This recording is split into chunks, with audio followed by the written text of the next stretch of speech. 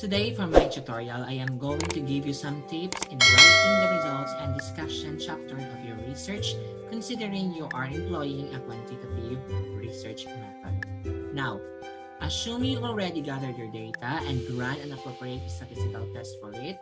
Expectedly, you have now the results that you need to present and discuss. How are you going to write it? Please take note that in this tutorial, I am assuming that the results and discussion are put into one chapter. But if you are following the IMRAD format or the introduction, methods, results, and discussion format, the results should be separated from the discussion, meaning the results should be put in a different chapter, separate with the discussion chapter. Now, I will give you tips in presenting the findings or outcome of your quantitative research. First is you really need to be mindful that you have to present your result by answering the questions listed in your statement of the problem as can be seen in your chapter 1. And it should be done chronologically.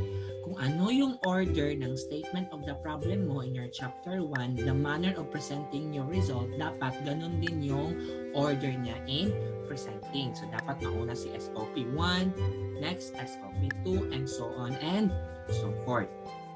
Another, you need to present only relevant data.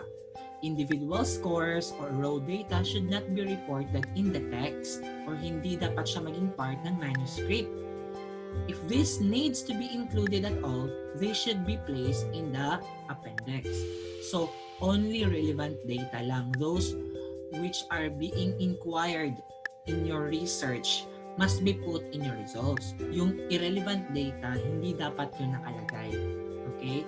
Now, for instance naman, I'm sure na may mga raw data kayo, it doesn't need that naman all of those raw data to be presented in your result. So, in the case that the panel requires all of those raw data, you can present this as part of your appendix, but not as part of the manuscript in your chapter wherein you are writing your results and discussion. In reporting the data, choose the medium that will present them effectively.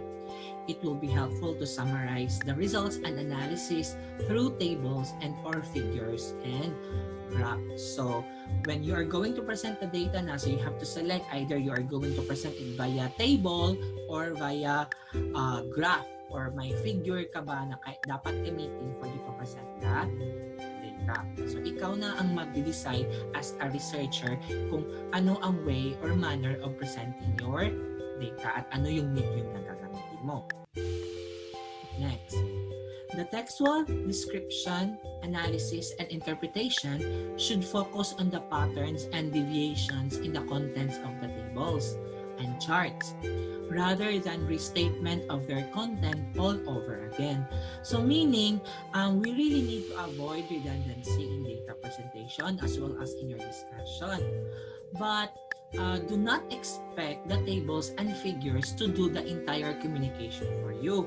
Now, just because you have already your table and chart doesn't mean na enough na yun. So, there is really need to present the contents of your table, but not in a way na parang isa-isahin mo din yung contents ng table mo at ilagay mo siya as part of the text. So, you really need not to be redundant. So, to continue, the analysis of data should be objective and logical. Make a careful distinction between fact and opinion.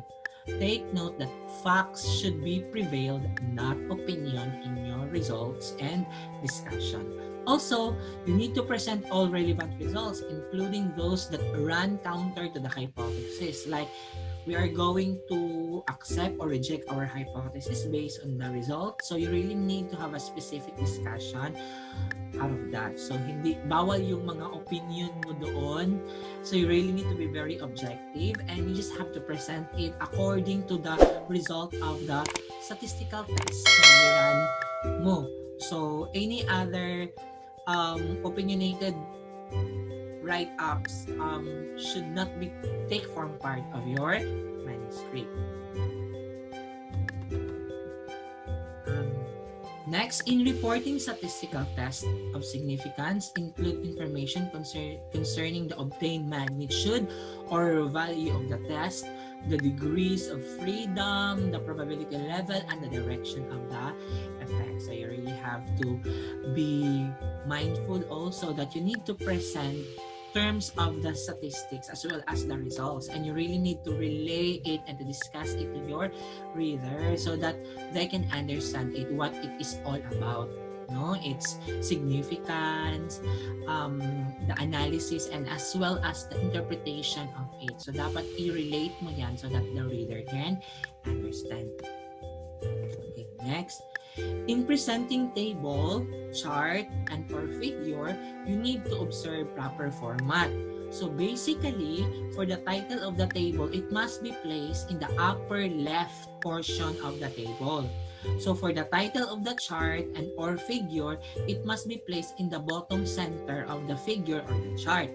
For other formatting issues, you may refer it to your research instructor since there could be an institutional guideline or format that you have to follow specifically for your school. Next, do not cut tables. Instead, present them in smaller fonts. So, hindi pwede na yung may table na ang kahati pa niya or yung ang sumpay niya is dapat sa next page. As much as possible, we have to place it on the same page. Okay?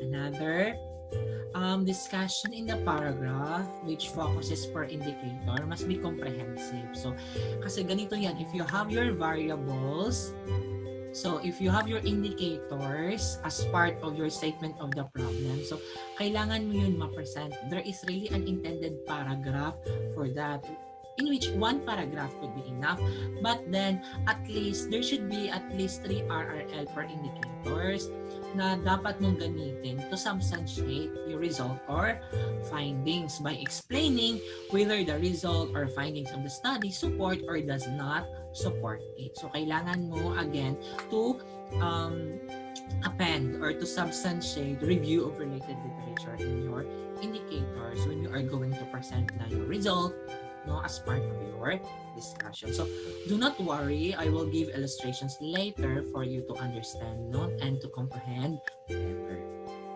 Now, let me share you tips in interpreting your research data. So these are the things that you need to incorporate in your discussion. So the interpretation of the data should consist of the following. First, the antecedents of what has been found. So, di ba, meron kayong statement of the problem doon. So, parang yun ang nagsisilbing checklist natin. Yun yung mga inquiries that we really need to provide answer. And since we found out already the answer based on the statistical treatment and based on the data that we gathered, so and we interpret, so we have to discuss it now.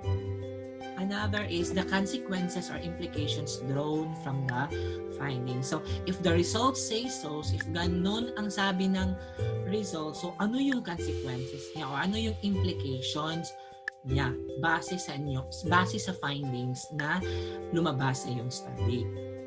Another, the practical implications or uses of the findings. So, in what way our findings could be helpful or useful. So, titirahin mo dyan doon the way yung manner of discussion mo in presenting the result and in incorporating it sa RRL na meron ka. Another, the conditions that limit the generalization of the findings so that the reader can judge the validity of the conclusions and inferences. So if there is some sort of conditions which limit your generalizations of the findings, you really need to discuss it as part of your discussion. So that naman, para baka may ini-expect yung mga reader natin na, ganito pala yun, tapos hindi. So, much better na you have to include it as part of your discussion. No? another, suggestions for improvement of instrument and procedure. So along the way in your study, so you have observed that mas okay siguro if ganito ang nagawa, or if the contents of your instrument ba kaya, or as part of the recommendation for the further undertaking. So kung may mga ganun kang mga nakita in your study, you may include it as part of improvement, no, sa instrument ba or suggestion mo for the study or sa procedure na naganap in conducting your study. Next, the differences, similarities between the findings and conclusions of the study and the findings and the conclusion of other studies, and plausible reasons therefore. So, dito na helpful yung mga review of related literature natin, no? Wherein we can make comparison and contrast based on the result of the study, yung outcome ng study natin, then we can make a comparison or make some sort of contrast sa kung ano ang meron na review of related literature, or kung ano ang literature na meron na tayo. Okay? So, here are some illustrations as your guide, no, in writing your results and discussion. Now, this is the way you present a table. So this is an example of presenting a result in a table format. So as you can see, the table title is presented in the upper left portion of the table. Contents name, there is really a need for you to have a sort of discussion or write-up. Now next, this is an example of presenting result using a chart. So as you can see, the title is placed at the bottom center of the chart. Now, take note, as a researcher, you must be able to realize what appropriate medium you should use in presenting your data. So should you use the table or chart? So if your message requires the precision of numbers and text labels to identify what they are, so you should use a table. But when you want to show the relationship of that data, so you can use a graph. So actually, there are no standard rules for when to use which, but there are guidelines we can follow. So again, as a researcher, it is our utmost responsibility to make our output comprehensive to our readers. Next, also, as you can see, do not cut table. So, page 102, no? So, na may taas-taas. So, ginapaningkamutan, gid na ito nga i-adjust ang mga write-up, bigtuan, nga ibutan siya sa taas na ba or sa ubos, so that we cannot cut tables. So, we really need to present it on the same page as much as possible. So, you may use smaller fonts. So, pwede man good sa sulod sa table, you may adjust, no? Para mag-use of smaller fonts para ma-adjust ang text size sa contents of your table. So next is, okay, so this is the way you present your result with discussion, no? So illustrated in the figure is an example on how you can make use of your RRL in substantiating or in supporting the results or findings of your study. So mas okay manggod na siya nga murag while you are presenting your table, also ang below or ang ibabaw no naapay mga discussion about that certain table, but you really have to refer to that table. But as you can see, there is also naay mga review of related literature. So nanawag na dira mga dili-ingon nato, no, so that we can actually support nabay ma-support dira or i-substantiate nato ang atoang kanang result, no, for a more comprehensive write-up. This is another example of presenting result, shows how to present and discuss the findings of the statistical test resulted from a research study. So again, di ba, as I have said naman, mo yung mga data, no, as part of your statistical test. So you really need to present it, mangkod. So you really need to discuss it also, because not all of your reader are actually familiar with it. So as much as possible, you really need to find way para mahimo siyang comprehensible po sa inyong reader o masabtan dito. That's all for today. So I hope you learned something. So if you have questions or if you need further discussion, do not hesitate to send me a message or post comment. No? Thank you very much for listening and watching my tutorial video. So please support me by subscribing and sharing my video tutorials to with your friends. So if you have suggestions for my next vlog tutorial, do not hesitate to comment down below. God bless you everyone. This is Sergi. Until next time.